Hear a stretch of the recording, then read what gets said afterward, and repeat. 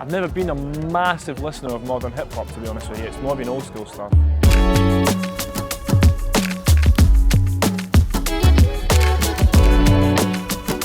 Hey, I'm Barry Can't Swim, and this is 50 for 50 with District and Hennessy. My favourite rapper would be Biggie, I think, yeah. Ready to Die is probably my favourite rap album. Listened to it loads when I was a kid. Amazing flow, like storytelling. I don't listen to a lot of like new hip hop, to be honest, more old school hip hop. And for me, that's like the quintessential album.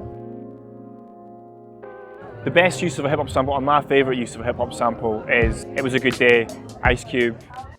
Drove to the pad and hit the showers. Didn't even get no static from the cowards.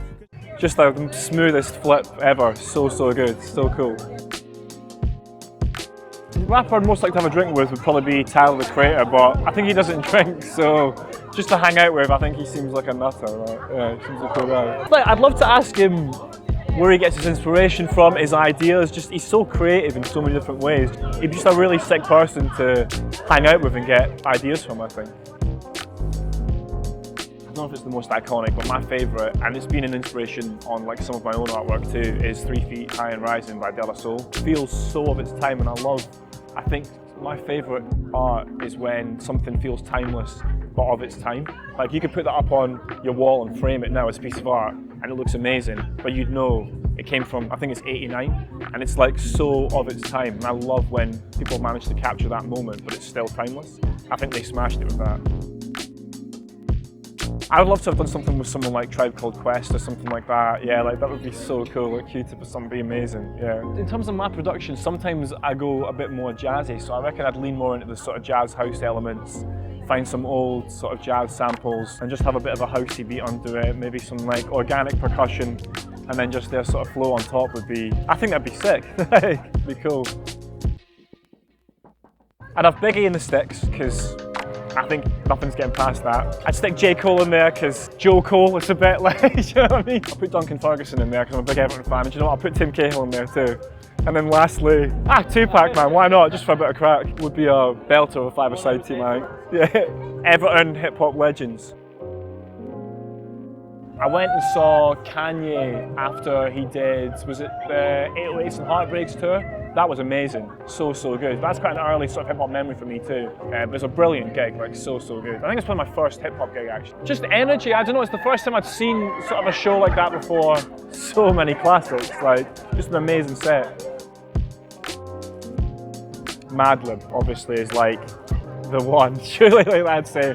Yeah, Madlib's the one. The soul that he managed to retain in the samples, the digging, like he finds things that like haven't been found before and he just flips them in such a soulful, colourful way, man.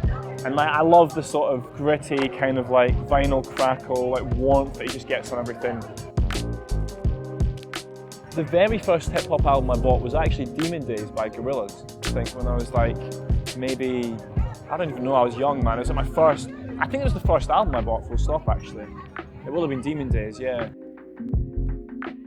My favourite collab would be MF Doom and Madlib, Mad Villainy. Yeah, so sick. The storytelling, like the sort of, I love the interludes, man. Like honestly, that's part of it. So that's part of the charm. You get like 30 seconds of just a moment and like character building, and it's just gone. And I don't know, it's the warmth I think is a big part of it too. It's got that sort of analog feel to it. Hot tracks like spot a pair of fat asses, shots of the scotch from out the square shot glasses.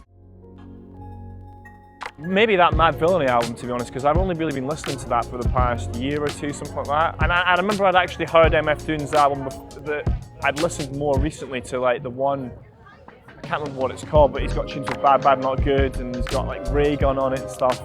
I'd listened to that more, and then that's when I went back and was like, I'm going to check more of this out. So I was definitely late to that. Even Kendrick, to be honest, I know that's like shameful to say, but I was a bit late to that too. And yeah, I just went back and I remember listening to Good Kid, Mad City, and I was like, wow, this is unreal. But at the time, it sort of just passed me by because I've never been a massive listener of modern hip hop, to be honest with you. It's more been old school stuff. I've been Barry Can't Swim. This has been 50 for 50 with District and Hennessy.